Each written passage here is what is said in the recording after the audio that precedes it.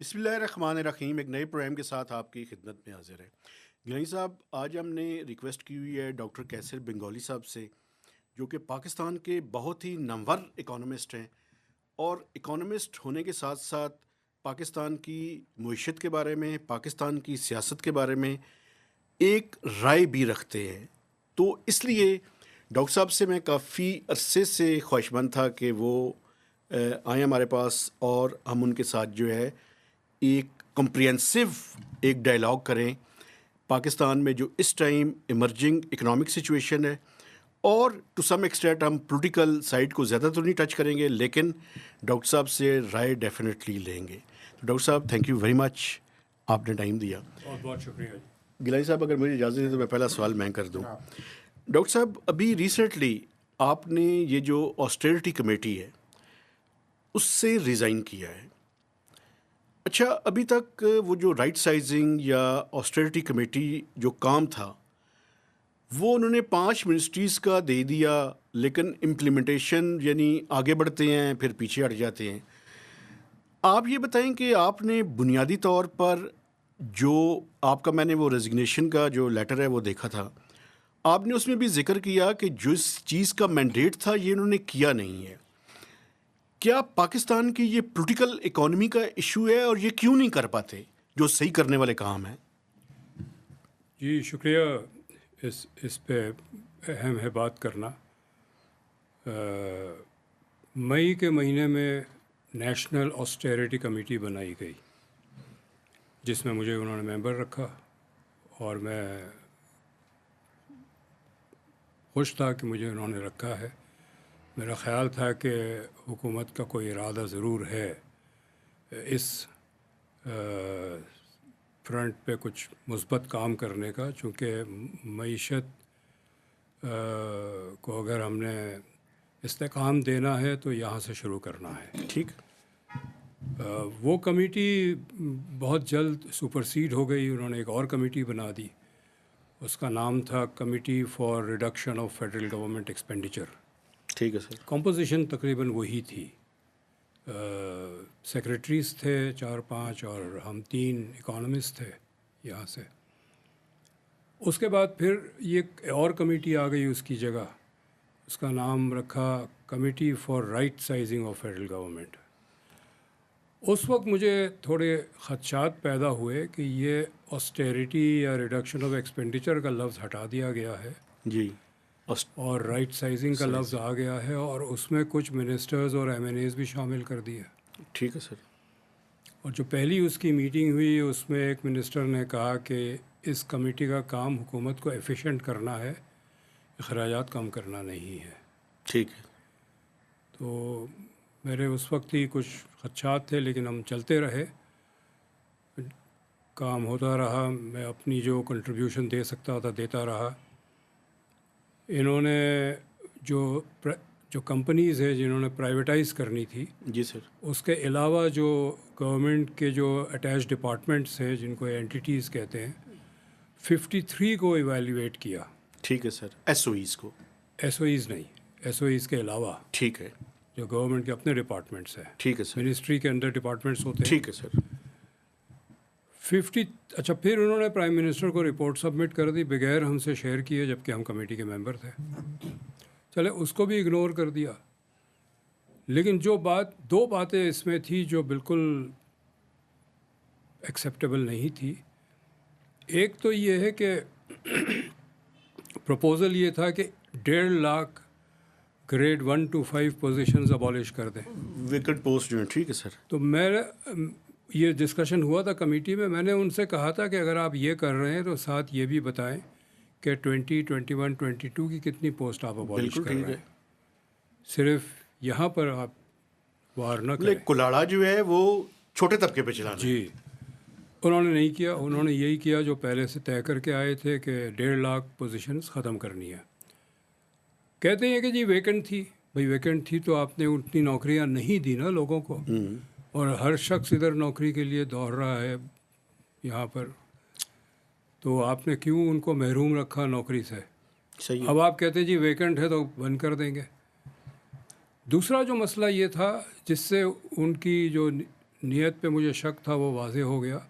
Out of 53 departments that they evaluated, ایک کو بند کرنے کا فیصلہ کیا. وہ یو ایس سی تھا؟ نہیں، وہ یوٹیلیٹی تھا اسٹورز؟ پاپولیشن کے حوالے سے ادارہ ہے. ٹھیک ہے.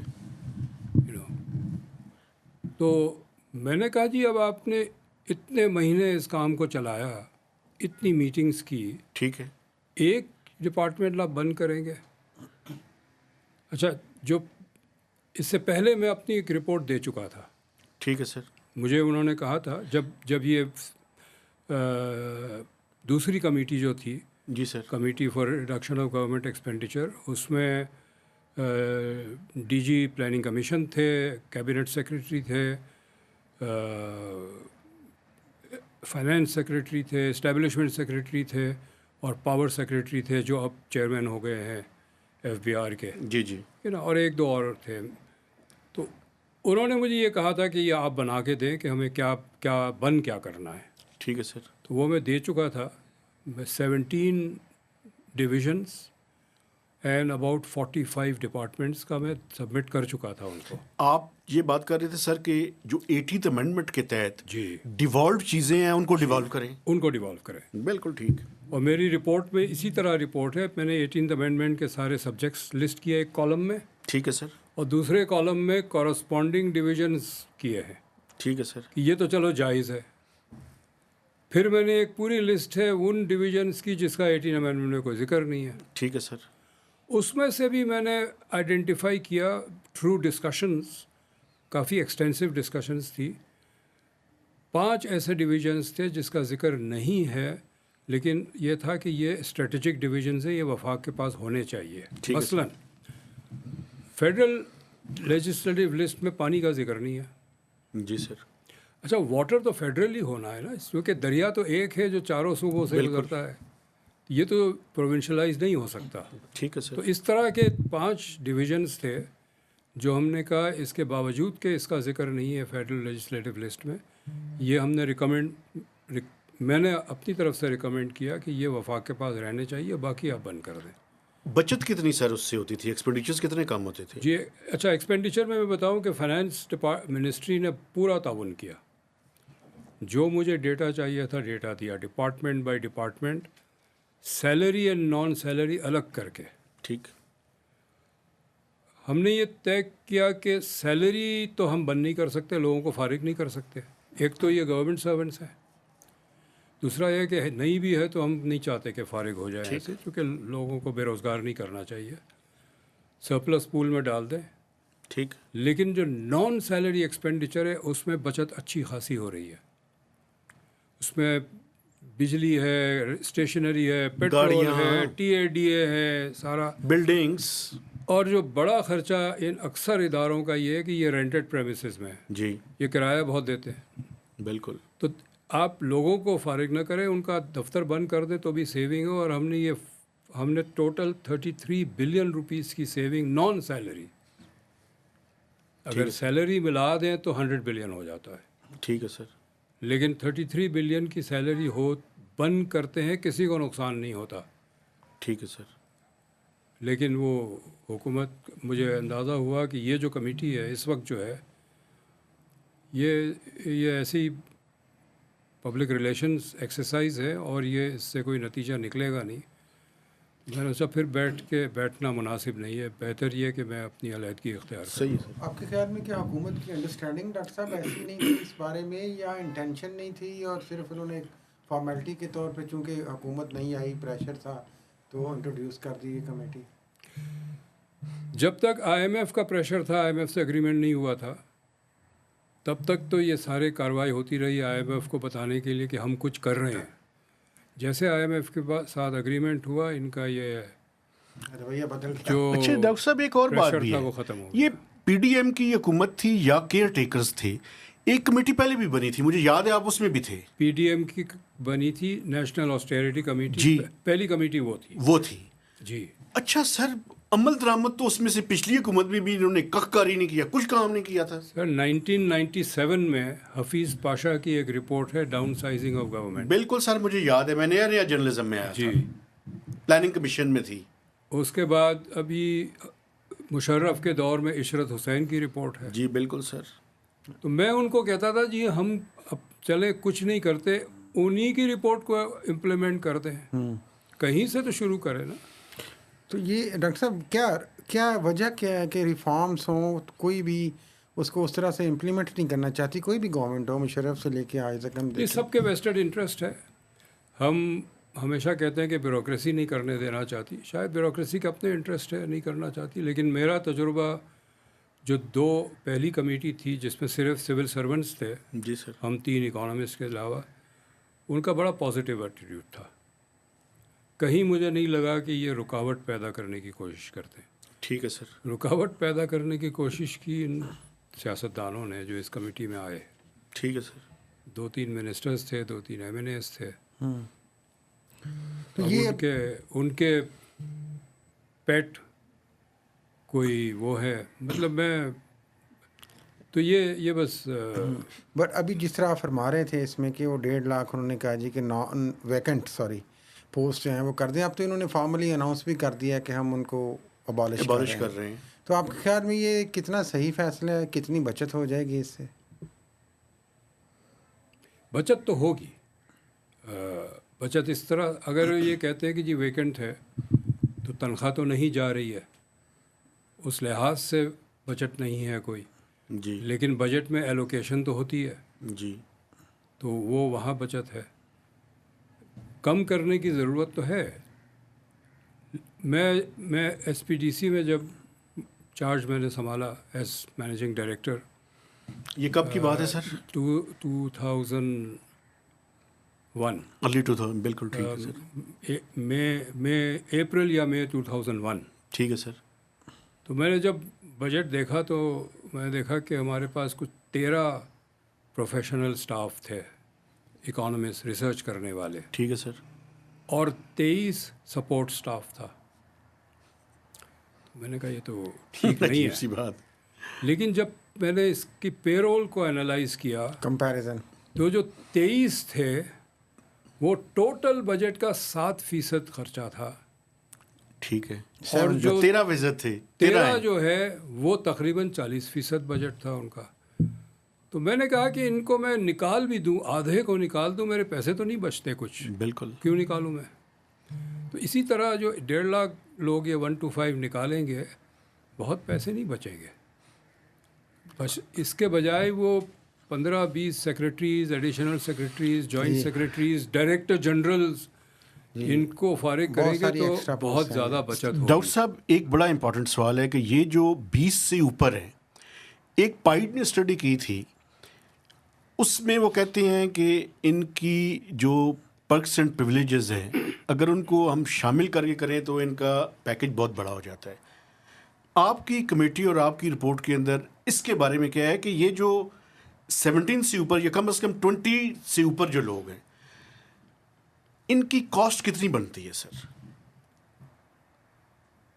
وہ جو پرکس ہے وہ تو ہم نے نہیں کیا, وہ پائٹ نے کیا ہوا ہے. ہم تو جو ان کا جو ٹوٹل بجٹ ہے, ٹھیک ہے سر, اس کو ہم نے دیکھا. ٹھیک ہے سر. لیکن چونکہ میں سیلری سائڈ نہیں توجہ نہیں دے رہا تھا, چونکہ میرا یہ تھا کہ ان کو ہم نے کسی کو نہیں نکالنا چاہیے, بلکہ میں نے ٹھیک ہے اس وقت کہا تھا کہ پرائم منسٹر جو ہے وہ ٹی وی پہ آ کے اعلان کرے کہ ہم کچھ ادارے بند کرنے جا رہے ہیں, لیکن نوکری کسی کی نہیں لیں گے, سب اطمینان رکھے. ٹھیک ہے. تو اس کے بعد جو مظاہرہ ہوا USC کا اور لوگوں کا, وہ نہ ہوتا. لیکن یہ کنفیوز کیوں کر رہے ہیں سر؟ یہ کیوں کلیئر کٹ کوئی بات نہیں کرتے؟ 1 اسٹیپ فارورڈ 2 اسٹیپ بیک والا معاملہ ہے. کچھ چیزیں وہ کرتے ہیں پبلک اوپینین کے لیے, لیکن کرنا نہیں چاہتے. تو پھر وہ تو گول مول تو بات ہوگی نا, کہ کسی ایک آڈینس کے سامنے کچھ بات کر دینا, دوسری آڈینس کے سامنے دوسری بات کر لینا, depending on what the audience از.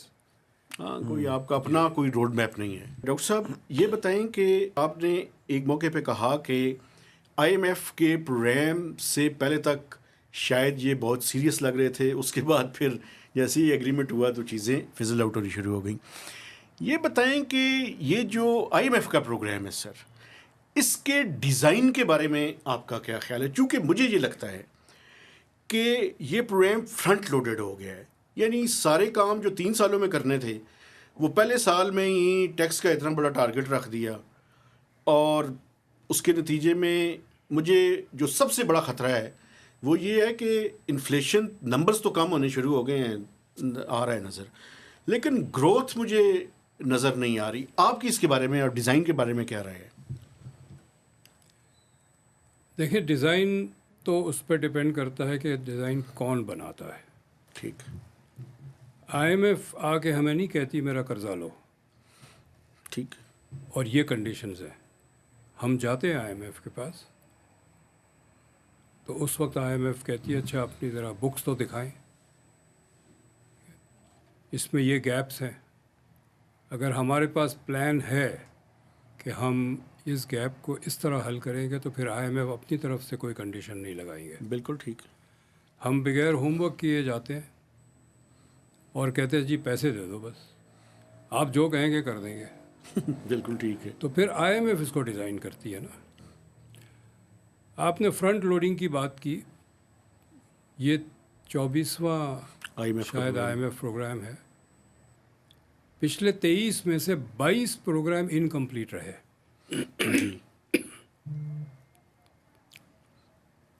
ابھی بھی 7 ارب کی اگریمنٹ ہوئی ہے، 1 ارب ملا ہے. ٹھیک ہے سر. اگر کنڈیشنز نہیں میٹ کریں گے تو اگلا ٹرانچ نہیں ملے گا. بالکل ٹھیک. یہ پچھلے 22 اگریمنٹس کے ساتھ یہ ہوا ہے. تو آئی ایم ایف کو یہ پتہ ہے کہ جو کام پہلے سال میں کروا سکتے ہیں کرا لو، بعد میں یہ نہیں کریں گے. آئی ایم ایف کو بھی ہمارا پتہ چل گیا. جی پتہ ہے انہیں. آئی ایم ایف کو یہ بھی پتہ ہے. آئی ایم ایف کو یہ بھی پتہ ہے کہ ہم نمبر کی فجنگ کرتے ہیں. مطلب جو سوشل پالیسی ڈیولپمنٹ سینٹر سے ایک وجہ شوکت عزیز کی مجھے ہٹانے کی یا ہٹوانے کی یہ تھی کہ ہم ان کی نمبرز کو انالائز کر کے پبلش کرتے تھے ڈیٹا کہ آپ کے نمبرز غلط ہیں. ایک تو غربت کا تھا، باقی کیا کیا چیزیں تھیں سر؟ سر؟ ٹیکس کا بھی تھا. ٹیکس کا بھی تھا. ٹیکس کا بھی تھا، پر کیپٹا انکم کا بھی تھا.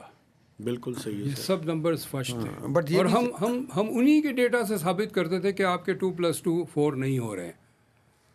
تو آئی ایم ایف کو بھی پتہ تھا. تو آئی ایم ایف نے اس کے بعد جو ہے ایس بلاک میں آئی ایم ایف کا دفتر ہے.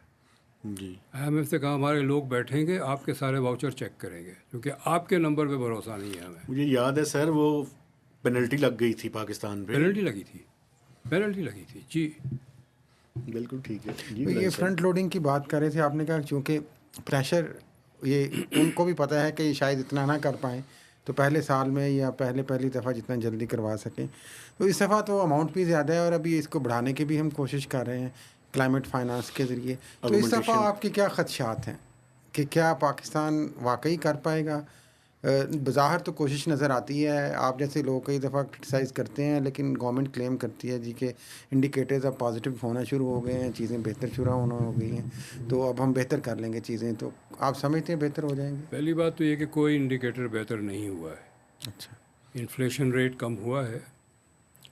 وہ کم اس لیے ہوا ہے کہ قوت خرید ختم ہو گئی ہے. انفلیشن 2 وجہ سے ہوتی ہے. افراط زر کی 2 وجہ ہے.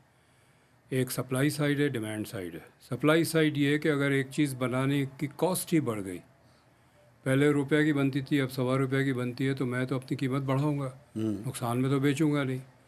تو یہ کاسٹ پش انفلیشن کہلاتا ہے. جی سر. دوسرا یہ ہے کہ کاسٹ بھی وہی ہے، پرائز بھی وہی ہے، لیکن لوگوں کے پاس پیسے زیادہ ہے. ایک سے زیادہ لوگ آ گئے خریدنے کو، تو دکاندار کہتا ہے کہ جو زیادہ پیسے دے گا ان کو میں بیچوں گا، تو اس سے بھی قیمت بڑھ جاتی ہے. وہ ڈیمانڈ پل انفلیشن کہلاتا ہے. جی سر. ریورس میں یہ ہے کہ جب لوگوں کے پاس قوت خرید ختم ہو جائے گی، دکانوں میں مال پڑا ہوا کوئی خرید نہیں رہا ہے، تو پھر میں ڈسکاؤنٹ دینا شروع کر دوں گا. صحیح ہے سر. جو فورن ریسٹورنٹس ہیں، وہ بھی ایک سینڈوچ کا ریسٹورنٹ ہے، غیر ملکی ہے، تو وہ انہوں نے get one by one get one free, یعنی 50% کم کر دی پرائس. اکثر کمپنیز نے اس کا سلسلہ شروع کیا ہے چونکہ خریدار نہیں ہے. سر آپ یہ سمجھتے ہیں کہ انٹرنیشنل مارکیٹ میں پرائسز کم ہوئی ہیں تو اس کا بھی اثر ہے سر؟ پاکستان میں جو انفلیشن ہے وہ سپلائی ڈریون ہے. آپ نے ایکسچینج ریٹ کاسٹلی کر دیا, بجلی کاسٹلی کر دی, پیٹرول کاسٹلی کر دیا, گیس کاسٹلی کر دیا, ٹیکس ریٹ بڑھا دیا. جی تو ہمارا جو انفلیشن ہے وہ سپلائی سائڈ سے ہے. اس انٹرنیشنل تو یہ ہے کہ جو چیز ہم امپورٹ کرتے ہیں وہ ویسے ہی مہنگی ہو گئی تھی. جب 100 روپیہ کا ڈالر تھا, اب 250 روپیہ کا, 250 روپیہ کا ڈالر ہو گیا, تو ہر چیز امپورٹ تو ویسے ہی مہنگی ہو گئی تھی. ٹھیک ہے سر. تو کوئی انڈیکیٹر بہتر نہیں ہوا ہے. یہ نہیں ہے کہ ہمارے ایکسپورٹ بڑھ رہے ہیں, ایکسپورٹ گر رہے ہیں. آپ کیا فورسی کرتے ہیں پھر, کیا میٹ کر پائے گی ساری کنڈیشنز کو پاکستانی گورنمنٹ؟ اس وقت میں سمجھتا ہوں کہ اگر حکومت کی نیت ہے اس کے باوجود بھی شاید نہیں کر پائیں گے, چونکہ جو ٹیکس کلیکٹ کرنے کا ان کا ہدف ہے, معیشت میں سخت نہیں ہے ٹیکس دینے کی. آپ دیکھیں ہر ہفتے کوئی کمپنی بند ہو رہی ہے. 40% کی گروتھ کیسے آئے گی سر ٹیکسز میں؟ نہیں آئے گی. ابھی ایک کراچی کے جس باہر ٹھٹا میں ایک اسٹیل مل ہے, انہوں نے لاسٹ ویک اعلان کیا کہ ہم پروڈکشن بند کر رہے ہیں. جو گاڑیوں کی فیکٹری ہے, 2-3 ہی ہے, وہ اکثر کہتے ہیں کہ جی ہم 3 مہینے کے لیے بند کر رہے ہیں, کیونکہ گاڑیاں اسٹاک میں پڑی ہوئی ہے, کوئی خرید نہیں رہا, تو کیا کریں گے پروڈیوس کر کے. جو فورن کمپنیز ہیں وہ باہر جا رہی ہے چھوڑ کے. تو خدا نخواستہ ایسا ہی ہو گیا جس طرح آپ خدشات کا اظہار کر رہے ہیں, تو پھر ہوگا کیا ایکچولی؟ پھر IMF کے حوالے سے تو یہ ہوگا, 2 چیزیں ہو سکتی ہے. ہم کچھ اپنی سیاسی خود مختاری مزید بیچے تو IMF نرم رویہ رکھیں گے, اور سال 2013 اور 2018 کے دوران ہم نے یہ دیکھا ہے, اس 5 سال میں 13 ویورز دیے IMF نے. نیور ڈن ان IMF کبھی ویور نہیں دیتی, اس کی بڑی سختی ہوتی ہے. اگر آپ ہماری کنڈیشن میٹ نہیں کریں گے ہم پیسے نہیں دیں گے, لیکن یہ دیتے رہے. اور اس وقت بھی میں اور کچھ اور لوگ تھے, ڈاکٹر شاہد حسن خان ہیں جیسے, ہم سوال پوچھتے رہے کہ یہ کیوں دے رہے ہیں ویورز, ہم کیا ان کے لیے کر رہے ہیں, کون سی سیاسی کنسیشنز ہم دے رہے ہیں ان کو جس کی وجہ سے یہ ویور دیے جا رہے ہیں. 13 ویور دیے انہوں نے. جی بالکل. تو کیا وہ ویورز کو نظر, سوری, کیا کنسیشنز آپ کے خیال میں کیا ہو سکتی ہیں؟ حکومت میں جو ہے وہ ان کو پتہ ہوگا. وہ اسٹرکچرل بینچ مارک اور وہ انڈیکیٹو ٹارگیٹس تھے جن کے اوپر ویورز دیتے رہے. لیکن سر ایک چیز آپ نہیں سمجھتے کہ جو ریجن کے اندر اس ٹائم سچویشن ڈیولپ ہو رہی ہے, ایک طرف تو ہم SCO بلاتے ہیں, دوسری طرف IMF کا پروگرام لیتے ہیں, تیسری طرف سی پیک کو چلانے کی کوشش کرتے ہیں. کرنا کیا چاہتے ہیں؟ ان کو نہیں پتہ. ان کا صرف یہ کہ جہاں سے پیسے آ رہے ہیں وہ کریں گے, جس دن جہاں سے آ رہے ہیں وہ کام کریں گے. دیکھیں ضیاء الحق کے دور میں ان کو پتہ تھا کہ اسلامی جھنڈا ہم لہرائیں گے تو امریکہ سپورٹ کرے گا. ٹھیک ہے. چونکہ ہرے لفافے میں ڈالر آ رہے تھے. دنیا بدل گئی, وقت بدل گیا. جب مشرف آیا اس کو پتہ تھا کہ اب ہرے لفافے میں تو نہیں آئیں گے ڈالر, نیلے لفافے میں آئیں گے, تو وہ لبرل بن گئے. جی وہ ایک تصویر کھنچوائی ہاتھ میں کتا لے کر, بالکل. عورتوں کو نمائندگی بھی زیادہ, انلائٹنڈ ماڈریشن کا. جی تو وہ تو ہمارا یہ کہ جس جگہ سے جیسے بھی پیسے آئیں گے وہ بین ہم نے بجانی ہے. تو ابھی کون سا بین بجانے کی کوشش کر رہے ہیں؟ ابھی ہم 2-3 بجا رہے ہیں. سی پیک کو بھی زندہ رکھنا چاہتے ہیں, امریکنوں کو بھی خوش رکھنا چاہتے ہیں. ابھی جو ایک کنڈیشن IMF کی ہے وہ یہ ہے کہ آپ کسی انڈسٹریل اسٹیٹ کو کنسیشن نہیں دیں گے. SEZs کو. تو وہ جو چائنا سے ہم ایکسپیکٹ کر رہے تھے کہ وہ چائنا لا کے انویسٹ کرے گا, وہ تو دروازہ بند ہو گیا. بالکل. تو دونوں طرف دونوں کشتیوں میں پیر رکھنا چاہ رہے ہیں. اس کا خطرہ یہ ہوتا ہے کہ آپ کہیں بیچ میں نہ گر جائیں. وہ یہ خطرہ ہے ویسے ابھی خطرہ ہے. تو یہ دوسرا ایک تو آپ نے یہ فرمایا کہ پولیٹیکل کمپرومائزز کرنے پڑیں گے اگر خدا نخواستہ ہم اس چیز کو IMF کے ساتھ نہ میٹ کر پائے اس دفعہ, اور ادروائز کیا پھر کیا ہمیں پروگرام چھوڑنا پڑے گا, یہ کیا ہوگا, دوسری کیا سچویشن؟ دیکھیں پروگرام ہم چھوڑ نہیں سکتے چونکہ ہمارے پاس متبادل نہیں ہے. اور IMF بھی ہمیں چھوڑ کے نہیں چلی جائے گی، چونکہ دنیا میں جو ورلڈ آرڈر ہے اس میں کسی بھی ایک ملک کا اکنامک کولیپس سے ایک ورلڈ وائڈ اس کا امپیکٹ ہوتا ہے. اور پاکستان سر نیوکلیئر ملک ہے سر وہ اتنا نیوکلیئر بڑا- تو مجھے کوئی حیرت نہیں ہوگی کہ ایک دن جیسے مشرف نے کہا تھا پاکستان فرسٹ، تو جو بھی ہمارا سربراہ ہوگا وہ کہے گا پاکستان فرسٹ. پاکستان ہوگا تو نیوکلیئر ہوگا. ہم نیوکلیئر رکھ کے کیا کریں؟ پاکستان کو بچانے کے لیے نیوکلیئر بھی دے دو. اچھا یہ نہیں ہے بڑی بات کر رہے ہیں، خدا مطلب نخواستہ آپ یہ- کہہ رہے ہیں کہ ایسی اسٹیج آ سکتی ہے. جی بات یہ کہ جب آپ کے کوئی پرنسپلڈ پوزیشن نہ ہو کسی چیز پہ، اور ایک ہی مقصد ہے کہ جی کہیں سے بس پیسے آ جائے، ڈالر آ جائے. نہیں میرا خیال ہے بیگرز یہ کین آپ- ناٹ بی چوزر سر. جی نہیں بٹ میرا خیال ڈاکٹر صاحب آپ بڑی بات کر رہے ہیں. نہیں، کوئی بھی میں ریاست یا حکومت اس میری حد تک تو نہیں قیاس جائے گی. آرائی ہے کہ یہ اگر ہو گیا تو مجھے حیرت نہیں ہوگی. حیرت نہیں ہوگی اس جی، حد تک میں نہیں situation کہہ جا رہا کہ یہ سکتی ہے. ہوگا، یا اس قسم کی کوئی چیز ہو گئی تو اور مجھے حیرت نہیں ادر ہوگی. دین دس، اور اگر ایسی سچویشن ہوتی ہے جس طرح ہم پولیٹیکل ویورز کی بات کر رہے تھے، تو وہ ابھی کیا ویورز ہو سکتے ہیں آپ کے خیال میں؟ یہ تو ڈیٹیل کی بات ہے کہ جس وقت آئے گا اگلے ٹرانچ کا، اگلے انسٹالمنٹ کا، اس وقت تک پاکستان نے کیا حاصل کیا، کیا نہیں کیا. لیکن ابھی تک تو ہم ٹیکس ٹارگٹ بھی نہیں پورا کر پائے نا، ریونیو جی وہ میرا خیال ہے نہیں کر پائیں گے. دیکھیں یہ جتنا ٹیکس کا برڈن بڑھاتے ہیں، معیشت سکھڑ رہی ہے. جو کمپنی تھوڑا بہت ٹیکس دے رہی ہے بند ہو جائے گی تو زیرو ٹیکس دے گی. جی ٹھیک ہے نا. تو سر یہ میں اصل میں جو آپ سے میں نے شروع میں سوال کیا تھا کہ دیکھیں سر گروتھ ہوگی تو ٹیکس بھی آئے گا. بالکل.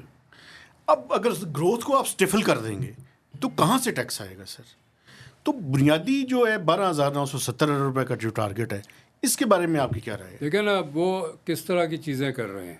انہوں نے جو ٹیکس کا تھریش ہولڈ گرا دیا، وہ کچھ ملٹی نیشنل کارپوریشنز کے پیون اور ڈرائیور ہے وہ بھی ٹیکس نیٹ میں آ گئے. جی اب آپ یہ کرنے لگیں گے تو اس طرح ہی چلو کر لے. اور یہ کیپٹیو ٹیکس پیئر ہے، ان کی تنخواہ سے کٹ جائے گا یہ. بالکل سر. جی تو اور ہر جگہ لوگ یہ کہتے ہیں کہ ہماری تنخواہ کم ہو گئی، چونکہ اب پہلے ٹیکس نہیں کٹتا تھا، اب ٹیکس کٹنے اچھا سر لگا ہے. بالکل ایسے ہی. ایک سوال مجھے اگر گلانی صاحب اجازت دیں، ایگریکلچر انکم ٹیکس پہ کیا رائے ہے سر آپ کی؟ چونکہ ابھی اس کی لیجسلیشن آنے والی ہے.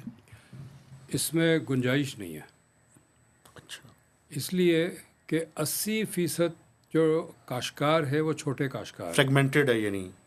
وہ تو ویسے ہی ٹیکس نیٹ میں نہیں آئیں گے، ٹھیک ہے انلیس آپ قانون یہ لگاتے ہیں کہ 5 ایکڑ والا بھی ٹیکس دے گا. ٹھیک ہے. اس سے نہیں انکم ٹیکس کے اوپر نہیں ہونا چاہیے سر. نہیں، 5 ایکڑ والا کی کتنی انکم ہوتی ہے؟ ڈیپینڈس. بہت کم ہوتی ہے. وہ تو ہینڈ ٹو ماؤتھ ہی ہوگا آج کل وہ ویسے. تو سبسسٹنس فارمر ہے نا وہ تو. لیکن سر اگر سیلریڈ کلاس میں 6 لاکھ روپے کے اوپر ٹیکس دیتا ہوں تو وائی ناٹ ادرس؟ نہیں وہ بھی دے سکتے ہیں، ان کا بھی 6 لاکھ کر دے. لیکن میں ٹھیک یہ ہے. کہہ رہا ہوں کہ جو 5 ایکڑ والا ہے وہ 6 لاکھ روپے نہیں کماتا ہے. ٹھیک ہے پھر ٹھیک ہے سر. ٹھیک ہے نا. تو وہ ویسے ہی نہیں. تو بڑے جو ٹیکس پیئر ہے وہ میں نہیں سمجھتا کہ 1000 سے زیادہ ہوں گے. ٹھیک ہے سر. اور ٹیکس کتنا اکٹھا ہو سکتا ہے سر؟ کتنا لیں گے آپ؟ ہر 1000 کو آپ نے آئیڈینٹیفائی کر دیا کہ یہ بڑے ہیں. ٹھیک ہے سر. ٹھیک ہے، ان کے بنگلے بھی ہیں، ان کے پاس گاڑیاں بھی ہے، یہ ان کی باہر بھی ان کی پراپرٹی ہے، سب کچھ آپ نے طے کر لیا. کتنا سال کا 1 کروڑ روپیہ ٹیکس تو نہیں لیں گے نا کسی سے. ایسے ہی. تو ڈاکٹر صاحب یہ بالکل آخری بریک پہ جانے سے پہلے جی پلیز. کہ آپ نے شروع میں آسٹرٹی کیمپین کی بھی بات کی کہ اس میں بھی کوئی سیریسنیس نظر نہیں آئی. پھر ابھی ٹیکس ٹارگٹ بھی ہمیں بہت اس طرح سے اچیو ہوتا نظر نہیں آتا. تو یہ سارا کچھ جو شارٹ فالس کا نزلہ پھر آپ کے خیال میں الٹیمیٹلی کس پہ گرے گا؟ کیپٹیو ٹیکس پیئرس پہ یا کیا ہوگا؟ میں ایک بات کہتا رہا ہوں کہ اب ہمارا ٹیکس کا نظام جو ہے وہ ٹیکس کا نظام نہیں رہا، یہ بھتے کا نظام ہے. ایکسٹورشن ہے. یہ ایکسٹورشن ہے. مطلب آپ لوگوں کے شناختی کارڈ کینسل کر دیں گے، سم کینسل یا کر 1000 دیں روپیہ گے. میٹر پہ ٹیکس لگا دیے بجلی کے. اب اس طرح جی، کی سچویشن یہ تو زبردستی جیب میں ہاتھ ڈال کے پیسے نکالنے والی بات ہے. وہ یہ کریں گے اور اسی راستے پہ اور اضافہ ہوگا اور پبلک پروٹیسٹ ہوں گے. بیک کلیش ہوگا. کل کراچی میں پورا شام کورنگی روڈ بند تھا اور وکلا میں خود اسٹک تھا 3 साढ़े 3 घंटे हमारी गाड़ी ना आगे जा सकती थी ना पीछे जा सकती थी, हम खड़े हुए ये थे। किस चीज़ का प्रोटेस्ट था सर? वकीलों का। वकीलों का, वही ना।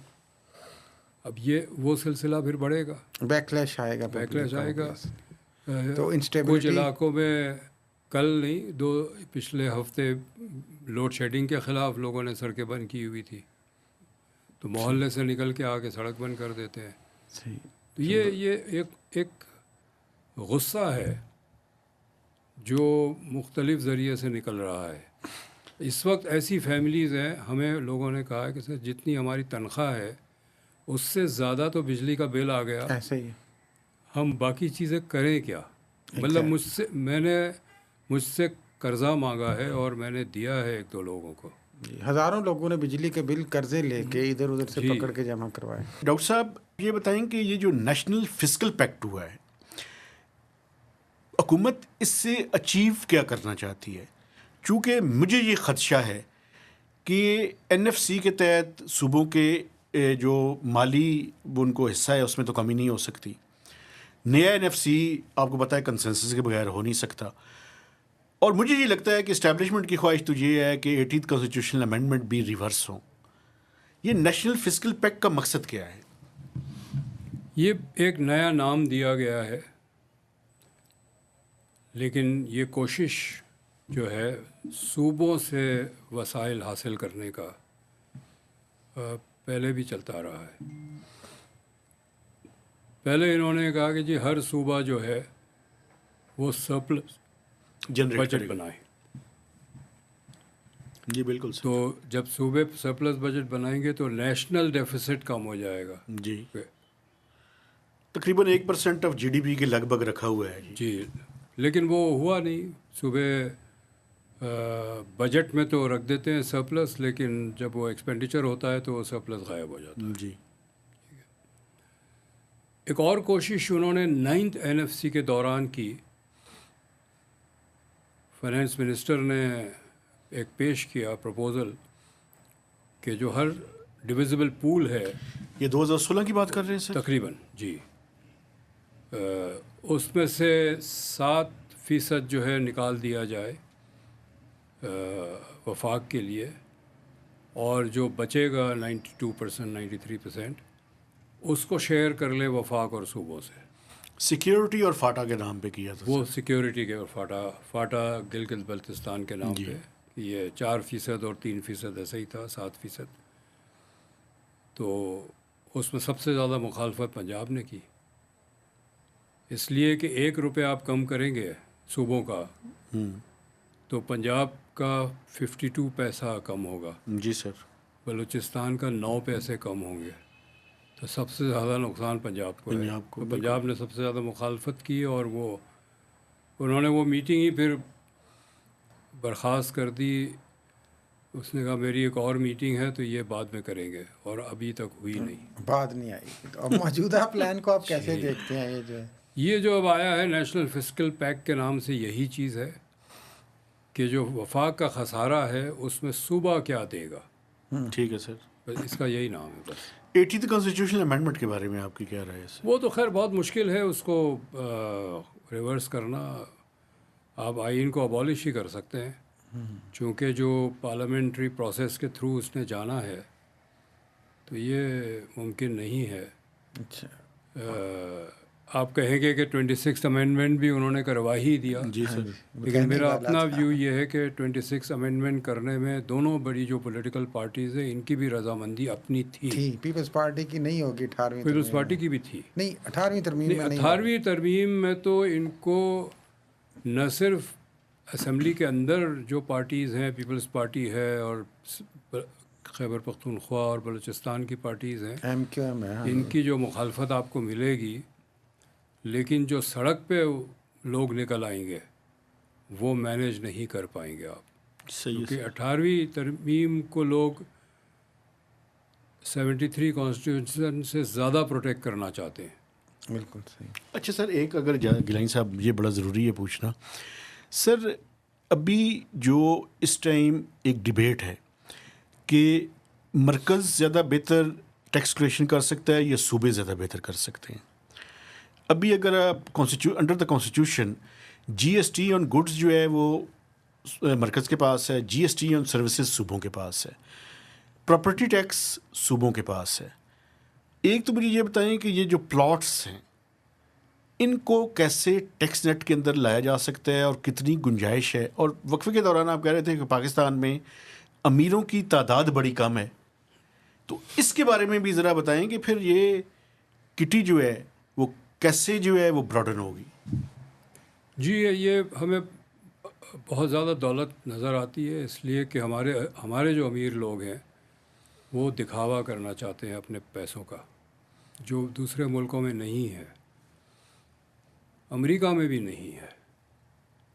میں پڑھتا تھا امریکہ میں, ہمارے ساتھ جو ایک بہت بڑے انڈسٹریل فیملی کا بیٹا بھی پڑھتا تھا, وہ بھی ایک ریسٹورنٹ میں ویٹر کا کام کرتا تھا, چونکہ اس کے باپ نے کہا تھا کہ کچھ پیسے آپ نے اپنے خود جنریٹ کرنے ہیں. اس نے کہا ٹیوشن فیس میں دے دوں گا لیکن رہنے کے خرچہ آپ خود جنریٹ کرو. تو وہ ریسٹورنٹ میں کام کرتا تھا, برتن بھی دھوتا تھا. تو وہ ہمارے یہاں جو ہے ایسا نہیں ہے, لیکن تعداد امیروں کی بہت کم ہے. آپ کراچی لے لیں, پراپرٹی ٹیکس کے حوالے سے 60% جو مکانات ہے وہ اتنے خستہ حال ہے جی سر کہ اس کا پراپرٹی ٹیکس بنتا ہی نہیں ہے. حیدرآباد میں بھی 80%, باقی سندھ کے شہر میں تو 5% مکانات ہے جس سے آپ پراپرٹی ٹیکس لے سکتے ہیں, باقی تو سب کھندرات ہے. ٹھیک ہے. اور یہ پراپرٹی ٹیکس کہاں سے لیں گے؟ اور سر یہ جو پلاٹس ہیں, پلاٹ تو دیکھیں نا, وہ تو سطح بازی کا پلاٹ ہے نا. جو اسٹیٹ ایجنٹس ہیں اور پراپرٹی ڈیلرز ہیں یہی پلاٹ کو رکھتے ہیں, خریدتے فروخت کرتے ہیں. 4 پراپرٹی ڈیلر مل کے بیٹھ کے کہتے ہیں چلو ایسا کرتے ہیں قیمت بڑھاتے ہیں, ایک دوسرے سے خریدتے ہیں, قیمت بڑھ جاتی ہے. میں اور آپ اگر پلاٹ لینے گئے تو ہمیں مہنگا ملتا ہے. وہ بالکل ٹھیک کہہ رہی ہیں. ٹھیک ہے, یہ میں ویسے نہیں کہہ رہا ہوں, تھیوریٹیکلی نہیں کہہ رہا ہوں, یہ ہم نے دیکھا ہے ہوتے ہوئے. بالکل خریدنے جائیں تو مہنگا, بیچنے جائیں تو سستا. جی. تو اسی طرح اسٹاک مارکیٹ کے 2-3 ڈیلرز مل کے کہتے ہیں کہ ذرا بڑھاتے ہیں, تو جو 100 روپے کا شیئر ہے وہ یہ خریدنا شروع کرتے ہیں, بڑھتے یہ 250 ہو گیا. جب 130, 140, 150 ہوا تو آپ اور میرے جیسے لوگ اخبار میں پڑھتے ہیں کہ جی اسٹاک مارکیٹ اچھا ہو رہا ہے, چلو ہم بھی کچھ خرید لیں. تو 100 روپے کا ہم نے 150 روپے کا خرید لیا, وہ 175 پہ پہنچا. تو یہ جو 100 روپے کا انہوں نے خریدا ہے یہ آہستہ آہستہ بیچنا شروع کرتے ہیں. جی 100 روپے کا لے کے 175 کا بیچتے ہیں. جب بیچنا شروع ہوتا ہے تو قیمت گرنی شروع ہوتی ہے. ہم چونکہ اخبار فالو کرتے ہیں تو ہمیں یہ پتہ چلتا ہے کہ قیمت گر رہی ہے بیچو, تو جنہوں نے 150 کا خریدا وہ 140 کا بیچتے ہیں. جی بیسیکلی تو ایک ٹریپ ہے یہ نا جی, لوگوں سے پیسے نکلوانے کا اس ٹریپ کو ہے. انسائڈر ٹریڈنگ کہتے ہیں. اور پاکستان کے جتنے ڈائریکٹرز ہیں اسٹاک مارکیٹ کے, اگر امریکہ میں یہ کام کرے تو جیل میں ہوں گے. اچھا ڈیفینیٹلی اسی it's a crime inside trading. یہاں کام کرتے ہیں نا جی. تو ابھی چلیں, تھینک یو. یہ اب تھوڑا سا آپ نے جو شروع میں بات کی ڈاکٹر صاحب سیکنڈ سیگمنٹ میں کہ ہم دونوں طرف پاؤں رکھنا چاہ رہے ہیں, فارن انویسٹمنٹ کی بات کر رہے تھے, چائنا اور امریکہ. ابھی بہت زیادہ انحصار ہمارا چائنا پہ ہے, اور ہم یہ کہتے بھی ہیں کہ وہ ہماری مدد کرتے ہیں, اور اس میں کوئی شک نہیں, بھی کوشش بھی کرتے بھی ہیں, لیکن ابھی اس حد تک ہمیں کامیابی نہیں مل رہی. ایک تو وجہ شاید امریکہ بھی ہے جس طرح آپ نے فرمایا, دوسرا ان کے سیکیورٹی کنسرنز بھی ہیں. تو اس ساری سچویشن کو دیکھتے ہوئے کیا آپ سمجھتے ہیں کہ چائنیز ابھی بھی اس طرح سے انویسٹ کرنا چاہ رہے ہیں پاکستان میں, یا جو ہم چاہ رہے ہیں کہ اس طرح کی انویسٹمنٹ آ جائے وہ آ سکتی ہے؟ آپ نوٹ کریں گے کہ اس وقت سی پیک کا ذکر بہت کم ہوتا ہے. اس کا تو پارٹ 2 چلانا چاہتے ہیں. نیا سبجیکٹ جو اس وقت مارکیٹ میں new star is Saudi Arabia. جی 20 ارب ڈالر کا انویسٹمنٹ. اچھا 20 کے 20. ہاں جی ٹھیک ہے نا, 20 ایسے ہی کچھ. تو وہ سی پیک کا ان کو پتہ ہے کہ یہاں ہم بہت زیادہ اس پہ آگے نہیں چلیں گے. جب حفیظ شیخ فائنانس منسٹر تھے اس وقت ہی سی پیک پہ بریک لگا دیا گیا تھا. اور رزاق داؤد نے تو سی پیک کے خلاف ایک پبلک اسٹیٹمنٹ بھی اسٹیٹمنٹ دیا دے تھا. دی تھی.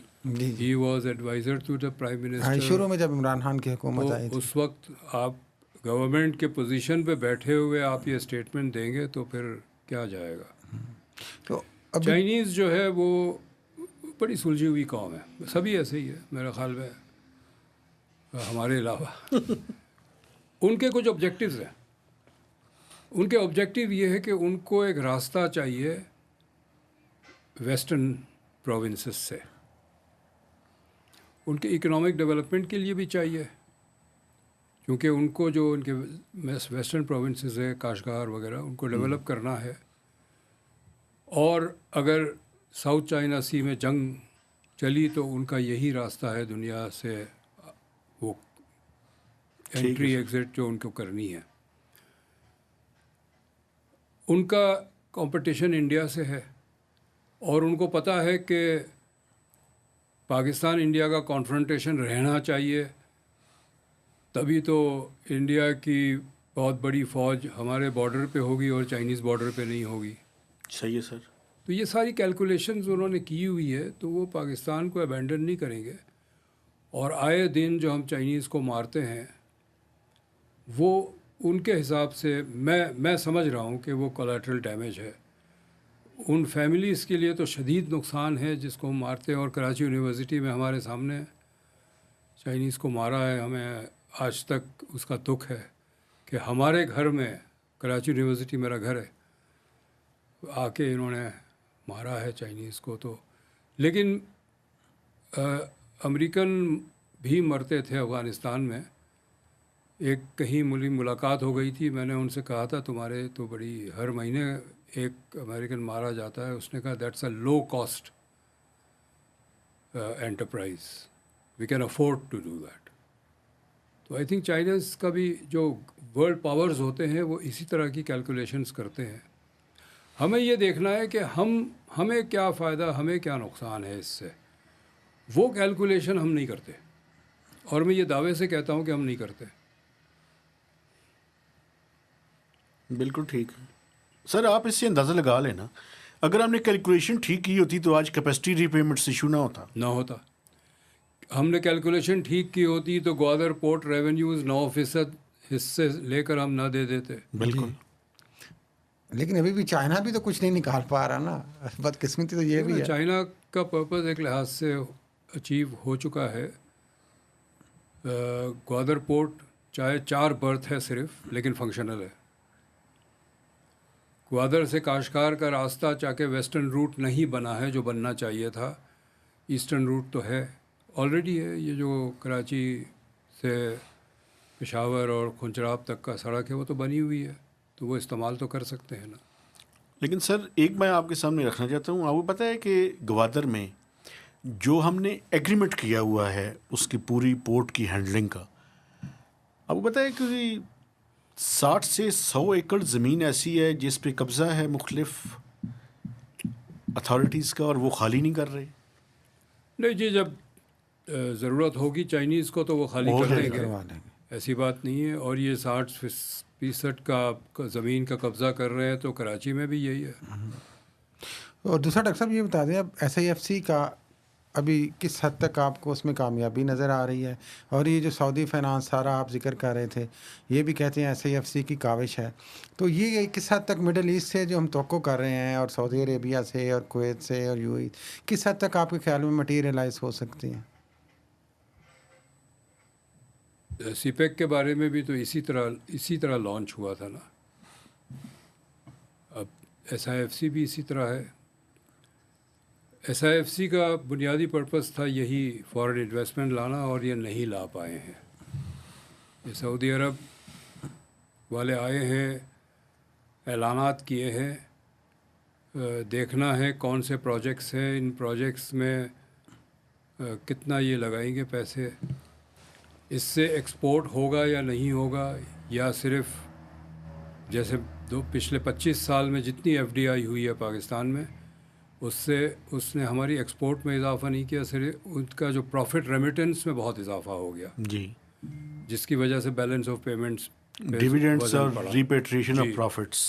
تو اگر سعودی انویسٹمنٹ اسی نوعیت کی ہے تو ہمیں تو فائدہ نہیں ہوگا, ہمارا مزید balance of payment under pressure آ جائے گا, مزید قرضے لینے پڑیں گے ہمیں آگے چل کے. اچھا سر, ایک چیز میں آپ کو, سر ابھی انویسٹمنٹ منسٹر آئے تھے ان کے, میں کنفیوز ہوا ہوں, وہ پاکستان میں انویسٹمنٹ کرانے آئے ہیں یا اپنے ملک میں انویسٹمنٹ چاہتے ہیں؟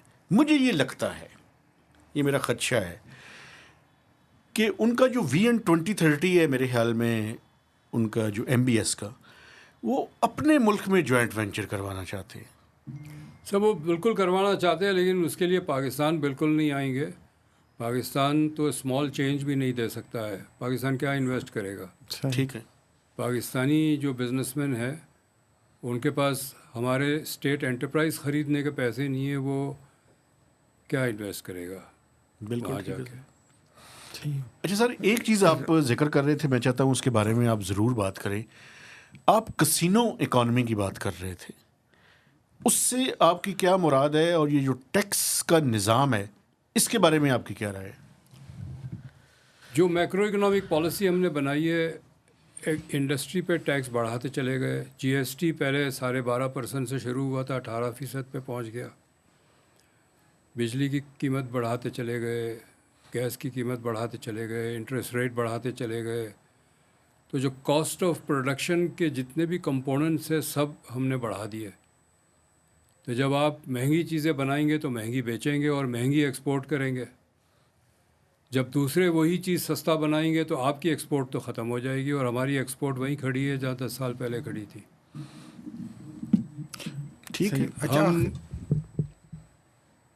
جب جی پلیز. ایکسپورٹ نہیں کر پاتے نا, اس لیے تو لوگوں کو تو, جو بزنس مین ہیں ان کو تو پیسہ کمانا ہے, تو وہ انڈسٹری بند کر کے اسٹاک مارکیٹ اور پراپرٹی مارکیٹ میں انویسٹ کر رہے ہیں, چونکہ وہاں پر گھر بیٹھے کام کرتے ہیں, ڈاکومنٹیشن بھی نہیں ہے, ٹیکس بھی نہیں دینا پڑتا ہے. انڈسٹری میں تو ٹیکس دینا پڑے گا, چونکہ وہ مال جب بنتا ہے اور نکلتا ہے وہ سارا کئی لیول ہے جس پہ ڈاکومنٹیشن ہو جاتی ہے.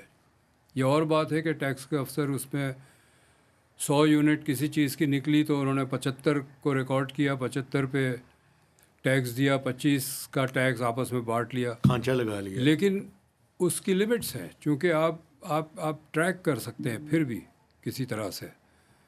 اور ابھی ایف بی آر نے ٹریک کرنا شروع بھی کیا ہے اور کامیابی سے کیا ہے. ٹھیک ہے سر. لیکن اگر میں ٹیلی فون پہ کام کر رہا ہوں اور سارا کیش پہ کام کر رہا ہوں تو یہ تو ستے بازی ہے نا. ہم نے ایک پیداوار پروڈکٹیو اکانومی کو کمزور کر کے ایک ستے بازی کی معیشت پیدا کی ہے پچھلے 30 سال میں. یہ 30 سال میں آرٹیفیشل بوم ایک طرح سے, جس طرح مشرف صاحب کے دور میں تھا. وہ اس کو میں کسینو اکانومی کہتا ہوں, کہ ایک کسینو کریٹ کیا ہوا ہے ہم نے, صحیح. اور لوگ ستے بازی سے پیسے بناتے ہیں, اشیاء پیدا کر کے, اشیاء بیچ کے, اشیاء ایکسپورٹ کر کے نہیں بناتے, جس سے روزگار بھی نہیں ہوتا ہے. صحیح ہے. لاسٹ ٹو کی کوشچن ڈاکٹر صاحب, ایک تو یہ بتا دیجیے کہ فارن انویسٹمنٹ کی ہم بات کر رہے تھے, ابھی ایس سی او میں بھی سب سے بڑا ڈیلیگیشن رشیا کا آیا, 300 کے قریب ان کے ممبرز آئے. ان کے پرائم منسٹر, فارن منسٹر پہلے بھی آئے, اب دوبارہ بھی آ رہے ہیں. تو رشیا سے کیا ہم آپ کے خیال میں ایکسپیکٹ کر رہے ہیں, یا کیا چیزیں ان سے؟ ہم سنا ہے وہ اسٹیل مل کے بارے میں بھی کچھ انٹرسٹ رکھتے ہیں. اسٹیل مل تو ہم نے فیصلہ کر لیا ہے, اسٹیل مل تو بند کر دیا, اور یہ فیصلہ کیا ہے کہ اس کو ہم انڈسٹریل اسٹیٹ بنائیں گے اور چائنیز کے حوالے کریں گے. لیکن اب جب کہ آئی ایم ایف کا ایک کنڈیشن آیا ہے کہ ہم کسی بھی انڈسٹریل اسٹیٹ کو کوئی انسینٹیو نہیں دے سکتے, تو اس پہ تو پھر حکومت کو نظر ثانی کرنی پڑے گی, کوئی نئی پالیسی بنانی پڑے گی. رشیا انٹرسٹڈ تھا اسٹیل مل کو ٹیک اوور کر کے اس کو بحال کرنے کے لیے, کیونکہ یہ اسٹیل مل بنائی رشیا نے تھا اوریجنلی. تو لیکن ہماری کوئی آگے بات چلی نہیں اس پہ, کیوں نہیں چلی مجھے نہیں پتا. مجھے تو لگتا ہے سر کہ رشیا کے ساتھ صرف بات چیت جاری رکھنی ہے, کرنا کرانا کچھ بھی نہیں ہے. میرا خیال ہے دونوں طرف سے ہے. رشیا بھی چاہ رہا ہے کہ تعلقات رہے, بات چیت چلتی رہے, لیکن کانفیڈنس نہیں ہے کسی کو, رشیا کو چھوڑے کسی کو کانفیڈنس نہیں ہے پاکستان میں کوئی سیریس انویسٹمنٹ کرنے کا, چونکہ رسک ہے. اچھا ڈاکٹر صاحب, یہ جو 26th امینڈمنٹ کانسٹیٹیوشنل امینڈمنٹ ہوئی ہے, اس میں ہم نے یہ بھی کیا ہے کہ ہم 1 جنوری 2028 سے ربا فری اکانومی یعنی کریں گے، سود کا نظام ختم کریں گے. یہ کتنا پریکٹیکل ہے اور دنیا اس کے بارے میں آپ کے خیال میں کیا ان کا جو ہے اس کے بارے میں کیا ہم کہیں گے؟ ربا فری اکانومی ایک ہماری آبجیکٹیو رہا ہے حکومتوں کا اور کچھ پولیٹیکل پارٹیز کا زیادہ. ہم نے انٹرسٹ فری بینکس بہت سارے ہیں، اسلامک بینکس. میں نے کوشش کی ہے ان سے معلوم کرنے کی کہ کس طرح آپریٹ کرتے ہیں، لیکن کوئی کنونسنگ آنسر نہیں ملا ہے سوائے یہ کہ انٹرسٹ کو ہم مارک اپ کہتے ہیں. تو ہو سکتا ہے ضرور کوئی راستہ ہوگا جو ابھی تک ہم نے نہیں کیا ہے. میرا سبجیکٹ نہیں ہے تو مجھے نہیں پتا کیسے صحیح ہے سر. یہ ہوگا، اور اس کا میں مزید تفصیل نہیں بتا سکتا چونکہ یہ میرا سبجیکٹ نہیں ہے. بالکل آخری بات ڈاکٹر صاحب، پھر ہم کنکلوڈ کریں گے. یہ آپ کئی دفعہ بڑا سخت اسٹیٹمنٹ دے دیتے ہیں، آج بھی پروگرام میں آپ نے کہا وہ نیوکلیئر والا. ابھی چند دن پہلے آپ نے بات کی کہ آئندہ 20 سالوں میں پاکستان کو نہیں دیکھتا نقشے پہ، اگر جرنیلوں نے اسی طرح کیا تو یہ اس طرح کا خوفناک اسٹیٹمنٹ کیا کہنا کیا چاہتے ہیں اس میں آپ بیسکلی؟ میں نے یہ نہیں کہا تھا جرنیلوں نے اس طرح کیا. میرا خیال ہے اس ملک کی معیشت کی تباہی میں سب کا حصہ ہے، جرنیلوں کا بھی ہے، بزنس مین کا بھی ہے، انڈسٹریلسٹ کا بھی ہے، ایگریکلچرسٹ کا بھی ہے، اور میرے جیسے اکنامکس پروفیشنل کا بھی ہے. چونکہ ہمیں غیر ملکی بینک جو یہاں پر قرضہ ملک کو دیتے ہیں اس کا ایک حصہ ہمیں کنسلٹنسی فیس کے طور پہ مل جاتا ہے مختلف پروجیکٹس میں. اور پچھلے 30 سال سے جو ہم غیر ملکی قرضہ لے رہے ہیں وہ پروگرام لونز لے رہے ہیں، پروجیکٹ لونز نہیں لے رہے ہیں. ہم وہ قرضہ لے کے اثاثے نہیں بناتے ہیں. 1970 کی دہائی تک جو ہم لونز لیتے تھے، چاہے وہ ایوب خان کی حکومت ہو، بھٹو کی حکومت ہو یا اس سے پہلے کی ہو، ہم پروجیکٹ لونز لیتے تھے، اس سے اثاثے بناتے تھے. تربیلا منگلہ اسی طرح بنا. 1,00,000 کلومیٹر یا مائل کی واٹر کورسز اور کنالز بنے. جہاں گھاس نہیں اگتی تھی وہاں 2 فصل ہم گرو کرتے ہیں. جہاں ریت اڑتی تھی وہاں شہر اور بستیاں ہیں، کارخانے لگے ہیں وہاں چھوٹے چھوٹے شہروں میں، خاص طور پہ پنجاب میں. پنجاب کا شاید کوئی گاؤں ایسا نہیں ہے جہاں پر ہوم بیسڈ انڈسٹری نہ ہو چھوٹی موٹی. یہ سب پروجیکٹ لون سے لیا، آمدنی کمائی اور وہ لون واپس کیے. جب آپ لون لیں گے جس سے کوئی اثاثے نہیں بنیں گے تو پھر واپس کرنے کے لیے ایک نیا لون لینا پڑے گا. جی. اور یہ ایک سلسلہ بن گیا ہے پچھلے 30 سال میں. تو 20 سال کا خدشہ کیا ہے آپ کا آگے؟ اگر اسی طرح چلا تو یہ چل نہیں پائے گا نا. اب ہمیں لوگ قرضہ دینے کو بھی تیار نہیں ہیں. دیکھیں ہمیشہ یہ ہوتا ہے کہ جو دوسرے کریڈٹ آرگنائزیشنز ہوتی ہیں، دوسرے بینکس ہوتے ہیں including commercial banks, Islamic development bank, U S aid اور اس طرح کے ادارے، UAE، چائنا، یہ ہمیں آج سے 20 سال پہلے تک یا 10 سال پہلے تک بھی یہ کہتے تھے کہ IMF سے اگریمنٹ کر لو پھر ہم دیں گے. کیونکہ IMF کے اگریمنٹ کا مطلب یہ کہ IMF نے آپ کے کھاتے سارے میجر کیے ہیں اور انہوں نے ڈیلیور کر سکتے ہیں آپ، مطلب ایک کلیئرنس دی ہے. یہ اس دفعہ عجیب بات ہے.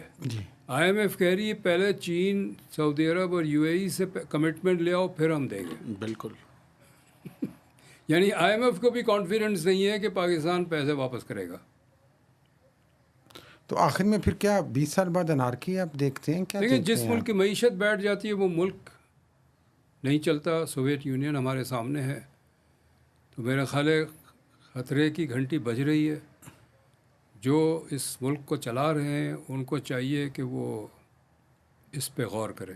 کیا سر میں بڑا بلنٹ ایک سوال پوچھنا چاہتا ہوں. سنا ہے آج کل GHQ میں ایک اکانومسٹ کا کوئی گروپ بن گیا ہے، تو یہ کیا سر مطلب ہے؟ مجھے سمجھ نہیں آتی کہ مجھے یہ لگتا ہے سر کہ ہمارے پاس individually we are very brilliant people, لیکن کولیکٹیولی کوئی پرابلم ہے سر، کوئی مسئلہ ہے، ہم کر کیوں نہیں پاتے؟ وہ تو ہر جگہ نظر آتا ہے. آپ اچھے महंगे इलाके में देखें लोगों के 2000 गज पे घर है, घर में हर आशाइश है, सिर्फ शायद 50 लाख रुपए के तो कालीन दीवारों पे लटके हुए होते हैं, लेकिन घर के बाहर सड़क टूटी हुई है, उन्हें कोई फिक्र नहीं है।